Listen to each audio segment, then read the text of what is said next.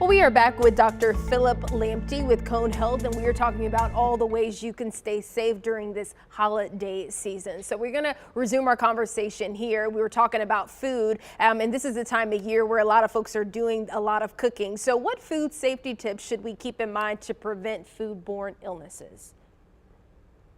Hand hygiene is important in preventing foodborne illnesses. The other thing also is the way that we thaw our food itself when before we prep and before we cook them. If you have uncooked meat, poultry, and fish, and you want to thaw it for dinner or lunch, you should make sure that you're thawing it under 40 degrees Fahrenheit because bacteria grows pretty fast once you go above that temperature. Always use clean surfaces and also separate uh, cooked food and vegetables and fruits from uncooked meat, poultry and fish because of cross-contamination of bacteria. Washing your fruits and vegetables also is one of the ways to reduce foodborne illnesses. And then when you're cooking your food, you should make sure that especially with meat and poultry and fish, that the internal temperatures are at the level that is recommended. Meaning that if you have meat, you should make sure the internal temperature is at least 145 Fahrenheit.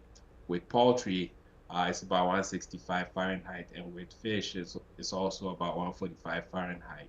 Leftovers should be stored in the fridge within 2 hours of after everybody is done eating.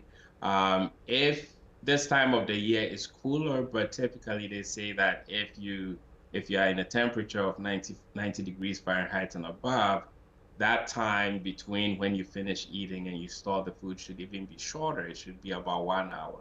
And when you take that food out to reheat and eat the leftovers, it should also be warmed up to an appropriate temperature of 165 degrees Fahrenheit. That's some great advice there. And what about injuries related to candles, fireplaces, and holiday lights? What should folks know? Well, lights and candles present burning hazard. And I'll say that with the Christmas lights that we put on, if you don't check the cords to make sure that there are no bare wires or the wires are not frayed or you don't overload your Christmas tree with lights, those things, if you do, could cause electrical fires. If you have candles, you should make sure that you are putting them out of the reach of children. If it's lit, then you should make sure that you are putting out the candles when you're leaving home or at night when you're going to bed. The other thing that's also a safety issue is that you should check your smoke alarm so that in case there is a fire, the smoke alarms would alert um, um, the people in the house or whoever is in the vicinity to know that there is fire or smoke in the house, and that would help with identifying that and addressing that issue in a timely way.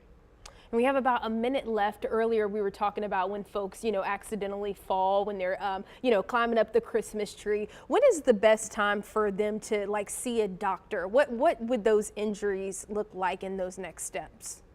I would say that if you fall and you have a deformity of any of your extremities as a result of the fall, you need to see a medical person or a provider to assess you and make necessary the recommendations to give you the care that you need. Head injuries with loss of consciousness is one that you should also see a health professional about that.